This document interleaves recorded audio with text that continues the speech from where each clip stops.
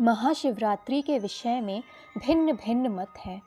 कुछ विद्वानों का मत है कि आज ही के दिन शिव जी और माता पार्वती विवाह सूत्र में बंधे थे, जबकि अन्य कुछ विद्वान ऐसा मानते हैं कि आज ही के दिन शिव जी ने कालकूट नाम का विष पिया था, जो सागर मंथन के समय समुद्र से निकला था। ज्ञात है कि ये समुद्र मंथन देवताओं और असुरों ने अमृत प्राप्ति के लिए किया था। एक शिकारी की कथा भी इस त्योहार के साथ जुड़ी हुई है कि कैसे उसने अनजाने में पूजा की और उससे शिव जी प्रसन्न होकर उस पर अपनी असीम कृपा बरसाने लगे। ये कथा पौराणिक शिव पुराण से भी संकलित है। प्राचीन काल में किसी जंगल में एक गुरुध्रुव नाम का एक शिकारी रहता था, जो जंगली जानवरों को शिकार किया करता तथा अपने परिवार का भरण पोषण किया करता था। एक बार शिवरात्रि के दिन जब वो शिकार के लिए निकला, पर संयोगवश पूरे दिन खोजने के बाद भी उसे कोई शिकार ना मिला। उसके बच्चे, पत्नी एवं माता पिता को भूखा रहना पड़ेगा, इस बात से वो चिंतित हो गया। सूर्यास्त होने पर वो एक जलाशय के समीप गया और वहाँ एक घाट के किनारे एक पेड़ पर थोड़ा सा जल पीने के लिए लेकर चढ़ गया, क्योंकि उसे पूरी उम्मीद थी कि कोई ना कोई जानवर अपनी प्यास बुझाने के लिए यहाँ ज़रूर आएगा। वो पेड़ बेल पत्र का था और उसी पेड़ के नीचे शिवलिंग भी था, जो सूखे बेल पत्रों से ढके होने के कारण दिखाई नहीं दे रहा था। रात का पहला प्रहर बीतने से पहले एक हिरनी वहां पर पानी पीने के लिए आई। उसे देखते ही शिकारी ने अपने धनुष पर बाण साधा। ऐसा करने में उसके हाथ के धक्के से कुछ पत्ते एवं जल की कुछ बूंदें नीचे बने शिवलिंग पर गिरी और अनजाने में ही शिकारी के पहले प्रहर की पूजा हो गई। हिरनी ने जब पत्तों की खड़खड़ाहट सुनी तो घबरा कर ऊपर की ओर देखा और भयभीत होकर शिकारी से कांपते हुए स्वर में बोली, मुझे मत मारो। शिकारी ने कहा कि वो और उसका परिवार भूखा है, इसलिए वो उसे नहीं छोड़ सकता। हिरनी ने वादा किया कि वो अपने बच्चों को अपने स्वामी को सौंप कर लौट आएगी, तब वो उसका शिकार कर ले। शिकारी को उसकी बात का विश्वास नहीं हो रहा था। उसने फिर से शिकारी को ये कहते हुए अपनी बात का भरोसा करवाया कि जैसे सत्य पर ही धरती टिकी है, समुद्र मर्यादा में रहता है और झरनों से जलधाराएं गिरती हैं, वैसे ही वो भी सत्य कह रही है। क्रूर होने के बावजूद भी शिकारी को उस पर दया आ गई और उसने जल्दी लौटने को कहकर उस हिरनी को वहां से जाने दिया। थोड़ी देर बाद एक और हिरनी वहां पानी पीने आई। शिकारी सावधान हो गया, तीर साधने लगा और ऐसा करते हुए उसके हाथ के धक्के से फिर पहले की ही तरह थोड़ा जल और कुछ बेलपत्र नीचे शिवलिंग पर जा गिरे और अनायास ही शिकारी के दूसरे प्रहर की पूजा भी हो गई।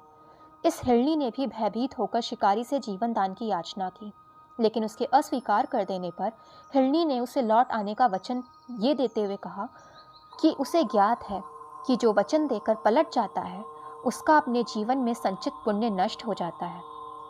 उस शिकारी ने पहले की तरह इस हिरनी के वचन का भरोसा कर उसे भी जाने दिया। अब तो वो इसी चिंता में व्याकुल हो रहा था कि उनमें से शायद ही कोई हिरनी लौट के आए और अब उसके परिवार का क्या होगा। इतने में ही उसने जल की ओर आते हुए एक हिरण को देखा। उसे देखकर शिकारी बहुत प्रसन्न हुआ। अब वो फिर से धनुष पर बाण चढ़ाने लगा। उसके तीसरे प्रहर की पूजा भी स्वतः ही संपन्न हो गई, लेकिन पत्तों के गिरने की आवाज़ से वो हिरण सावधान हो गया।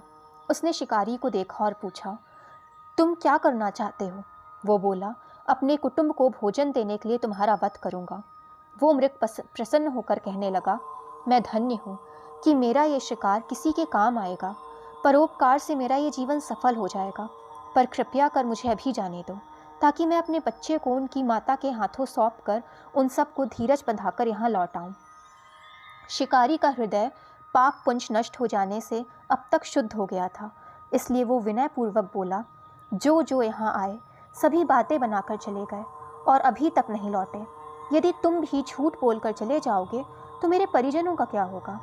तब हिरण ने ये कहते हुए अपने सत्य बोलने का भरोसा दिलवाया कि यदि वो लौट कर ना आए तो उसे वो पाप लगे जो उसे लगा करता है, जो सामर्थ्य रहते हुए भी दूसरों का उपकार नहीं करता। शिकारी ने उसे भी ये कहकर जाने दिया कि शीघ्र लौट आना। रात्रि का अंतिम प्रहर शुरू होते ही उस शिकारी के हर्ष की सीमा ना थी, क्योंकि उसने उन सब हिरण हिरनियों को अपने बच्चों सहित एक साथ आते देख लिया था। उन्हें देखते ही उसने अपने धनुष पर बाण रखा और पहले की ही तरह उसकी चौथे पहर की पूजा भी संपन्न हो गई। अब उस शिकारी के शिव कृपा से सभी पाप भस्म हो गए, इसलिए वो सोचने लगा कि ये पशु धन्य हैं जो ज्ञानहीन होकर भी अपने शरीर से परोपकार करना चाहते हैं, लेकिन धिक्कार है मेरे जीवन को कि मैं अनेक प्रकार के कुकृत्यों से अपने परिवार का पालन करता हूँ। अब उसने अपना बाण रोक लिया तथा मृगों से कहा कि वे सब धन्य हैं तथा उन्हें वापस जाने दिया। उसके ऐसा करने पर भगवान शिव से ने प्रसन्न होकर तत्काल ही उसे अपने दिव्य स्वरूप का दर्शन दिया तथा उसे सुख समृद्धि का वरदान देकर गुह नाम प्रदान किया। ये वो ही गुह था जिसके साथ भगवान श्री राम ने मित्रता की थी। शिव जी जटाओं में गंगा जी के धारण करने वाले, सर पर चंद्रमा सजाने वाले, मस्तक पर त्रिपुंड तथा तीसरे नेत्र वाले, कंठ पे कालपाश तथा रुद्रमाला से सुशोभित, हाथ में डमरू और त्रिशूल लिए भक्तगण बड़ी श्रद्धा से जिन्हें शिव, महादेव तथा अन्य सहस्त्रों नाम से संबोधित करके उनकी पूजा अर्चना करते हैं। ऐसे भगवान शिव एवं शिवा अर्थात माता पार्वती हम सबके चिंतन को सदैव सकारात्मक बनाएं एवं सबकी मनोकामनाएं पूर्ण हों। दोस्तों, अगर वीडियो पसंद आई हो तो चैनल को लाइक, सब्सक्राइब एंड शेयर करें ताकि चैनल की नोटिफिकेशंस आपको मिलती रहें।